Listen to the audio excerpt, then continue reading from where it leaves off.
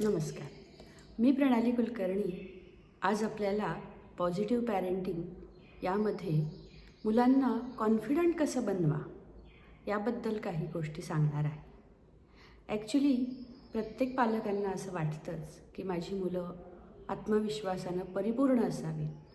त्यांना कशाची भीती नको वाटायला.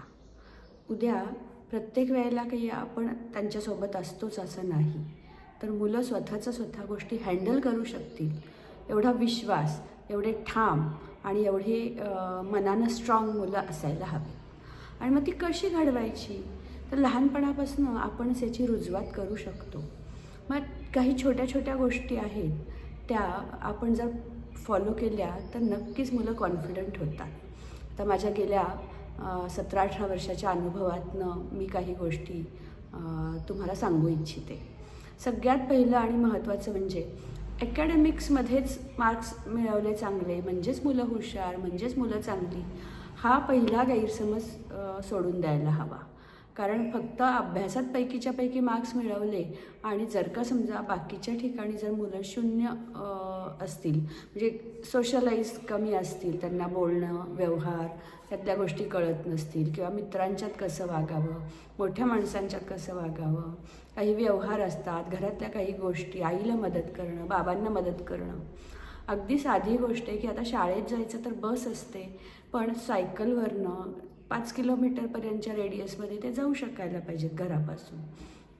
किंवा आताची मुलं ड्रायव्हिंग शिकतात, लवकर तयार होतात ही मुलं. किंवा अगदी छोटी मुलं जरी विचार केला तरी 4 मुलांच्यात खेळत असताना ते असे स्वतःचे निर्णय नाही घेऊ शकत.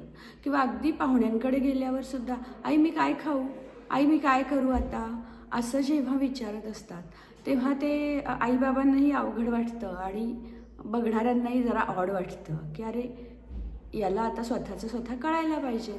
पण हल्ली असं झालं आहे की आईवडील फार मुलांना पांगळं करून ठेवत आहेत, असं ऑब्झर्व केलं जातं आहे की त्यांना काही गोष्टी स्वतःच्या मनानं करूच दिल्या जात नाहीत. प्रत्येक वेळेला त्यांना खोडून काढलं जातं किंवा नाही तुझं चुकेल, तू पडशील, तुला लागेल, तुला भीती वाटेल, अशी काहीतरी कारणं सांगितली जातात आणि त्यामध्ये मुलं मात्र निर्णय घेताना थांबतात किंवा ते स्वतः निर्णयच घेत नाहीत.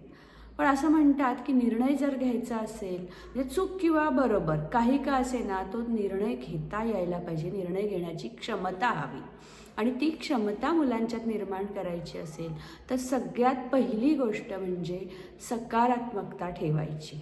मुलांना प्रोत्साहन द्यायला हवं की जा तू पुढे कर, तू मी आहे तुझ्या पाठीशी. ही पहिली गोष्ट पालकांनी करायलाच हवी. कारण काय की मुलं घाबरतात स्वतःहून काही इनिशिएटिव्ह घ्यायला किंवा मी काय करू, तर तू जा बिनधास्त पुढे, मी आहे तुझ्या बरोबर किंवा तुझ्या पाठीमागे मी आहे, चुकलास तर चुकलास, हे जे सांगणं आहे त्यातून मुलं कॉन्फिडंट होतात. तर ही सगळ्यात पहिली आणि अगदी महत्त्वाची गोष्ट आहे की मुलांच्या बाबतीत सकारात्मकता ठेवा. दुसरी महत्त्वाची गोष्ट आहे ती म्हणजे मुलांना त्यांच्या चुका कबूल करायला शिकवा. म्हणजे काही गोष्टी जर चुकल्या, निर्णय चुकले, तर माझं चुकलं असं म्हणता पण यायला पाहिजे. आणि हे कसं येईल करायला, तर तू सॉरी म्हण किंवा तू असं कर, असं बोलून मुलांना कमी हे करण्यापेक्षा आपणच म्हणायला पाहिजे की अरे तेव्हा माझं जरा चुकलंच, त्यामुळे मग माझे पुढच्या सगळ्या गोष्टी चुकत गेल्या. किंवा काही असे प्रसंग आपल्या आयुष्यातले आपण मुलांना सांगू शकतो की जे निर्णय आपले चुकलेले आहेत त्याच्यामुळे आपल्या गोष्टी कशा बदलल्या.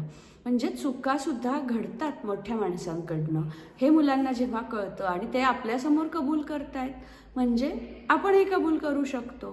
कारण आपण म्हणजे त्या मुलांसाठी आपल्या आयडियल असतो. आपली आई किंवा आपले बाबा म्हणजे कोणीतरी मोठे असंच वाटत असतं मुलांना आणि ते आयडियल राहणं लाईफटाईम राहावं म्हणून आपण सुरुवातीपासूनच जर प्रयत्न केले तर मुलांच्या मनात तो एक रिस्पेक्ट, तो एक मान आपल्यासाठी राहीलच राहील. शिवाय तेवढं प्रेमही राहील. किंवा काहीतरी चुकीचं सांगतात, नुसतंच दरडावतात, नुसतंच ओरडतात, असं नको मुलांना वाटायला. कारण ह्या सगळ्या गोष्टीतनं त्यांचं व्यक्तिमत्व घडत असतं. मुलं ना फॉलोअर जास्त असतात. मुलांना सगळ्या गोष्टी बघून बघूनच कळत असतात. त्यामुळे आपण जसं वागू तसं वागायचा ते प्रयत्न करत असतात. तर आपणच त्यांच्या ह्या गोष्टींना जर का समजा प्रोत्साहन दिलं, सकारात्मकता वाढवली, त्यांच्याशी बोलताना सकारात्मक भाषा वापरली, की अरे तुला जमणारच नाही, तुला हे येणारच नाही असं करण्यापेक्षा, किंवा ते खूप अवघड असतं असं म्हणण्यापेक्षा तू करून बघ एकदा, बघूया तुला येतं आहे का, असं जर आपला मोटो ठेवला तर मुलं नक्कीच पुढे जातील आणि नवीन काहीतरी ट्राय करत राहतील आणि त्याच्यातनं ना त्यांना कॉन्फिडन्स बिल्ड होईल. तर ही झाली तिसरी महत्त्वाची गोष्ट. सगळ्यात पहिली गोष्ट आपण जी आत्ता डिस्कस केली ती म्हणजे मुलांशी बोलताना सकारात्मक भाषा वापरायची. दुसरी आहे चुका कबूल करायला शिकवणं. आणि तिसरी आहे त्यांच्याशी बोलताना नेहमी पॉझिटिव्ह बोलायला पाहिजे. म्हणजे आता हे चुकेलंच, आता असंच होईल, आता तसंच होईल असं निगेटिव्ह बोलण्यापेक्षा मुलांना जर का समजा पॉझिटिव्ह बोलण्यातून जर दिशा दाखवली गेली तर ते नक्कीच त्या दृष्टीनं विचार करतील. पुढची महत्त्वाची गोष्ट आहे म्हणजे त्यांना थोडं स्वायत्तता म्हणजे स्वातंत्र्य द्यायला हवं. म्हणजे अगदी कपडे कुठले घ्यायचे हे सुद्धा आई ठरवते असं नाही. मग आता मी शूज कुठले घालू किंवा कुठल्या तरी कार्यक्रमाला जाताना मी कुठले कपडे घालू, तर हे स्वतःला चूज करायला सांगायला पाहिजे की तुझं तू ठरव.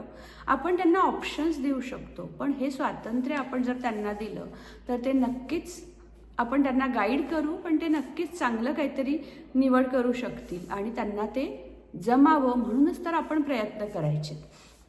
कारण आता मी असं बघते की अगदी मुलं 10वीत आली तरी आई त्यांचा भांग पाडून देते किंवा शर्टची बटणं लावून देते, आई सॉक्स घालून देते का तर शाळेला उशीर झालेला असतो, गडबड असते. तर हे हळूहळू कमी करायला पाहिजे. ही स्वतःची कामं स्वतः करायला पाहिजे. आणि पुढची अगदी महत्त्वाची गोष्ट आहे म्हणजे मुलं जी काही स्वतः मेहनत करतात, कुठलाही प्रोजेक्ट असू देत किंवा स्वतःची कामं स्वतः करतात, त्या प्रत्येक गोष्टीचं आईवडिलांनी कौतुक करायला हवं. त्यांच्या मेहनतीचं कौतुक करणं हीच पुढची महत्त्वाची गोष्ट आहे. कारण त्यामध्ये जेव्हा कौतुक होतं तेव्हा ते आपोआप पुढची गोष्ट करतात. जर तुम्ही कौतुकच केलं नाही, माझं चुकतंच आहे असा जर भाव त्यांच्या मनात सारखा निर्माण व्हायला लागला तर ते परत करणारच नाहीत काही.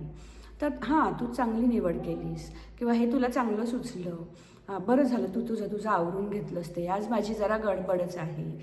किंवा जेव्हा एखाद्या दिवशी मुलं म्हणतात मी जातो सायकलवर, तर एखाद्या दिवशी त्यांना तो ट्राय द्यायलाही हरकत नाही. आपल्याला थोडीशी काळजी वाटणं स्वाभाविक आहे की कसं जमेल त्याला, कसा जाईल. तर आपण दुरून लक्ष ठेवायचं. आपले पंख त्यांच्या पाठीशी असायलाच हवेत, कारण आपल्या सावलीतच तर मुलं मोठी होणार आहेत. पण याचा अर्थ त्यांना आपण पांगळं नाही करून ठेवायचं आहे. त्यांना आपला आधार वाटायला पाहिजे, त्यांना आपली सोबत वाटायला पाहिजे. पण आपल्याशिवाय ते काहीच करू शकत नाहीत असं नाही व्हायला पाहिजे त्यांनी. कारण हल्ली ती चिडवाचिडवीची भाषा आहे. जरा मुलं मोठी व्हायला लागली की लगेच त्यांचे मित्रसुद्धा त्यांना चिडवत असतात आणि ह्या गोष्टीतनं त्यांचा कॉन्फिडन्स अजून कमी होऊ शकतो. तर ते तसंही घडू नये. किंवा बऱ्याच आई लोकांना हे जाणवलं असेल की आई आता तू सोडायला मला येऊ नकोस किंवा बसपर्यंत येऊ नकोस, मला मुलं चिडवतात, मुलांना लाज वाटते, दे माझी डब्याची बॅग मी घेतो, माझी बॅग मी घेतो. आणि हेच लहानपणी अगदी बसमधनं उतरल्या आईकडे जी बॅग दिली जायची की ते तुझंच आहे काम, अशा पद्धतीनं होत असतं. पण मुलं मोठी होताना हा जो बदल होतो तो आपणच हळूहळू त्यांच्यामध्ये रुजवायचा असतो. आणि त्यासाठी सगळ्यात महत्त्वाची गोष्ट म्हणजे नकारात्मक कुठलीच भाषा त्यांच्या बाबतीत वापरायची नाही, कोणतीच टिप्पणी करायची नाही नकारात्मक. कारण त्यानं मुलांचं लवकर खच्चीकरण होतं आणि मग ते काहीच बोलताना पण विचार करायला लागतात की अरे मी असं बोललो तरी चूक म्हणतायत, मी असं बोललो तरी ते चुकतंय, मग मी काय करू. कारण त्यांना कळत नसतं. त्यांना स्वतःची आयडेंटिटी क्रिएट करण्याच्या मागे प्रत्येक मूल हे स्वतः करून बघत असतं प्रत्येक गोष्ट. अगदी लहानपणी जर तुम्ही ऑब्झर्व केलं तर एखादा नवीन शब्द त्यांना कळला तर ते दर 2 वाक्यामागे तो शब्द वापरून बघतात, कुठे कुठे बसतोय तो शब्द, आणि त्या पद्धतीनं ते भाषासुद्धा शिकत असतात. अशाच पद्धतीनं मुलं बोलायला, वावरायला, व्यवहार करायला हळूहळू शिकतात.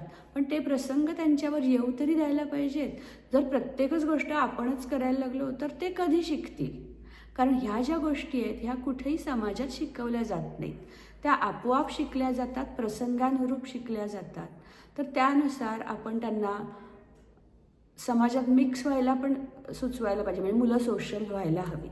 फक्त फेसबुक, इंस्टाग्रामवर आहेत मुलं म्हणजे समाजात मिक्स झाली असं नाही. वेगवेगळ्या स्पोर्ट्स अकॅडमी आहेत, हॉबी क्लासेस आहेत, आर्ट्सचे काही वर्कशॉप्स असतात किंवा लँग्वेजचे आहेत कोर्सेस. अशा वेगवेगळ्या ग्रुप्समध्ये आपण जेव्हा त्यांना पाठवतो तेव्हा शाळेचा ग्रुप वेगळा, बसचा ग्रुप वेगळा, सोसायटीतले मुलांचा ग्रुप वेगळा, आर्ट क्लासचा ग्रुप वेगळा, ड्रॉइंग क्लासचा वेगळा, कराटे क्लासचा वेगळा. अशा वेगवेगळ्या मुलामुलींसोबत जेव्हा मुलं मिक्सअप होतात, वेगवेगळ्या मुलांचे स्वभाव त्यांना कळतात आणि त्यातून मुलं घडत जातात. किंवा आपलं कुणाशी जमतं आहे, कुणाचं बोलणं आपल्याला आवडतं आहे, कुणाशी आपण थोडेसे दूर दूर वागतोय, हे त्यांना ओळखायला यायला लागतं. कारण काय, त्यांना स्वभाव कळायला लागतात. जेवढ्या जास्त मुलांच्या ते संपर्कात येतील तेवढे स्वभाव त्यांना कळू लागतात आणि मग मुलं त्यातून शिकत जातात. हल्ली असं होतं की 1लीपासून 10वीपर्यंत एकाच शाळेत राहिले, मित्रांचा ग्रुप तोच, मैत्रिणींचा ग्रुप तोच, क्लासमध्ये एकाच जातात, त्यामुळे वेगळे कोणी मित्रच नाहीत. आणि मग सोशल मीडियावर भरपूर व्यवधानं असतात. फक्त फॉलोअर्स वाढले किंवा फ्रेंड लिस्ट वाढली म्हणजेच त्यांना सगळं आलं असं नाही म्हणता येत. त्यामुळे सोशल करणं, मुलांना मिक्सअप करायला लावणं हे फार महत्त्वाचं आहे. आणि जेव्हा ते एखाद्या ग्रुपमध्ये सामील होतात, काही वर्कशॉप्स अटेंड करतात. आता कालच मी ऐकलं की माझे काही विद्यार्थी आहेत ते स्टार गेझिंगच्या सेशनला गेले होते आणि मग तिथले अनुभव सांगत होते की अरे मला फार थंडी वाजली काकू तिथे, किंवा मी हे घ्यायचंच विसरलो होतो, किंवा हे माझ्याकडे होतं म्हणून मला फार फायदा झाला. मग ह्या ज्या गोष्टी आहेत त्या स्वतः करायला ते शिकतात आणि मग ते कॉन्फिडंट जास्त व्हायला लागतात आणि मग त्यावेळेला त्यांच्या त्या गुणांचं कौतुकही आपण करायला हवं. त्यामुळे पुढची जी महत्त्वाची टिप्पणी आहे ती आहे की त्यांच्या गुणांचं कौतुक करा. म्हणजे ते जे काही चांगल्या गोष्टी करतात, दरवेळेला फक्त वाईटच गोष्टी करतात ह्या बोलून दाखवल्या जातात असं नको. ते जे काही चांगल्या गोष्टी करतात मुलांच्या, मुलींच्या, त्याचं कौतुक व्हायलाच हवं की अरे तू अक्षर खूप छान काढलेस, किंवा आज तू हा चांगला निर्णय घेतलास, किंवा आज जे हे तू केलेलं आहेस ते खरंच खूप सुंदर झालं आहे. अशा पद्धतीनं जर तुम्ही वागला, जर तुम्ही बोलला, त्यांच्या गुणांचं कौतुक केलं तर मुलं नक्कीच तयार होतात, कॉन्फिडंट होतात आणि आपल्या गुणांचं कौतुक प्रत्येकालाच आवडतं. आपल्यालाही आवडतंच, तर मुलं तरी मुलंच आहेत, त्यामुळे त्यांच्या गुणांचं कौतुक हे आपण करायला हवं. आणि अशा पद्धतीनं घरातलं वातावरण जर पॉझिटिव्ह ठेवलं, सकारात्मक ठेवलं तर लहानपणापासून ह्या गोष्टी जेव्हा मुलं बघतात तेव्हा नक्कीच वातावरण आणि मुलं कॉन्फिडंट तयार होतील आणि पुढे जाऊन आपण एक चांगली पिढी घडवतो आहे हा तुम्हालाही आत्मविश्वास येईल.